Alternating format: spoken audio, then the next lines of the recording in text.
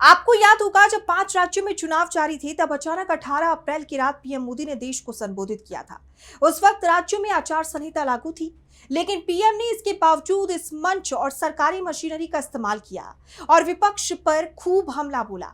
दर्जनों बार कांग्रेस का नाम लिया। अब इसको लेकर पता चला है कि आचार संहिता के बीच मोदी ने इस संबोधन के लिए चुनाव आयोग से इजाजत नहीं ली थी और इसका खुलासा एक आरटीआई में हुआ है। अब इस दावे के सामने आने के बाद चुनाव आयोग की कार्यशैली फिर सवालों के घेरे में आ गई है। देखिए रिपोर्ट। तृणमूल कांग्रेस के नेता साकेत गोखले ने आरटीआई सूचना का अधिकार के जरिए एक ऐसा खुलासा किया है जिसने चुनाव आयोग की निष्पक्षता और प्रधानमंत्री मोदी के तौर तरीकों पर गंभीर सवाल खड़े कर दिए हैं।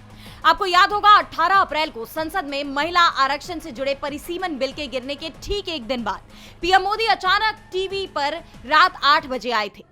विषय बताया गया नारी शक्ति, लेकिन मंच का इस्तेमाल विपक्ष पर हमला बोलने के लिए हुआ।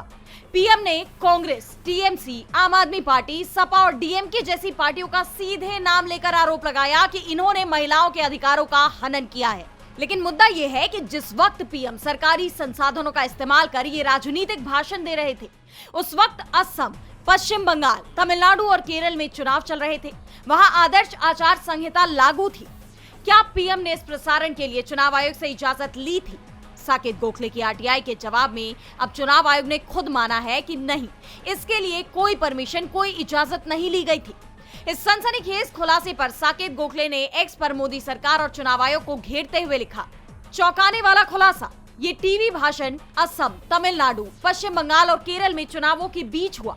अब एक आरटीआई के जवाब में चुनाव आयोग ने मुझे सूचित किया है कि मोदी ने भाषण के प्रसारण के लिए चुनाव आयोग से पूर्व स्वीकृति नहीं मांगी थी, जो कि आदर्श आचार संहिता के तहत अनिवार्य है।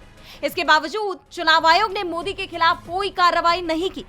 साकेत ने आगे कहा कि यही वजह है कि आज हमारी सबसे बड़ी लड़ाई चुनाव आयोग के खिलाफ है, ताकि स्वतंत्र और निष्पक्ष चुनाव बचाए जा सके।